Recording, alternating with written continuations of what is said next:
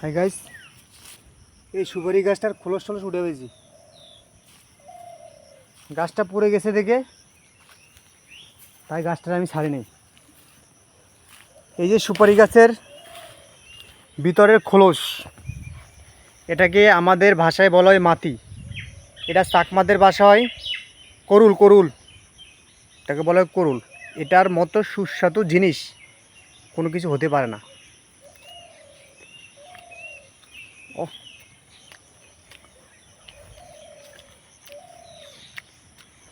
এত মজা কি বলবো। সুপারি গাছের মাটি।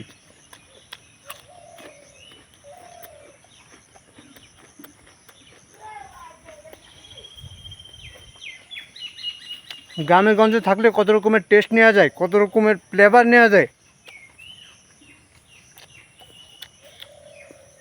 আপনি তো বুঝতে পারবো না।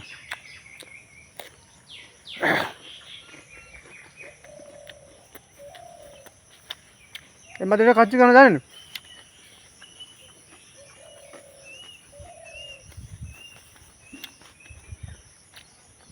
এই মাটিটা ভিউটা দেখেন,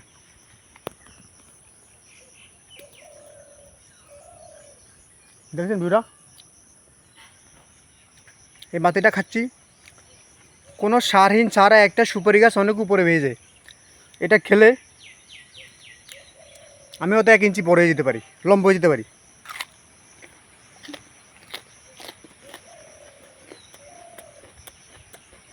আরে আমার ভিডিওটা একটু দেখেন, একটা সাবস্ক্রাইব করে দিন। এই ভিডিও করতে করতে না মানুষ আমার পাগল ভাবে। পাগল কি থুরি হয়েছে লোকের জন্য? একটা সাবস্ক্রাইব একটা লাইকের জন্য পাগল হতে হয়, কী করার। আমরা তো আর মেয়ে ছেলে না, রং ডং নাচ করুম একটা সেলফি দিলাম ভাইরাল। আমরা বেটা ছেলে, বেটা ছেলেদের কেউ ভালোবাসে না।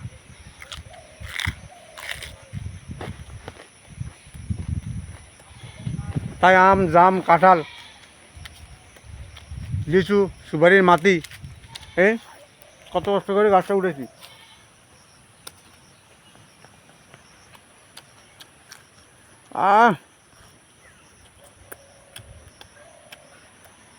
মধু খাচ্ছি, মধু।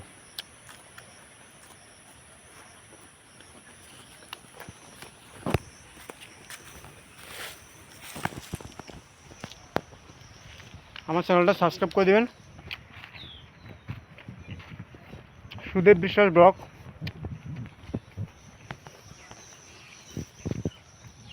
আলবিদা।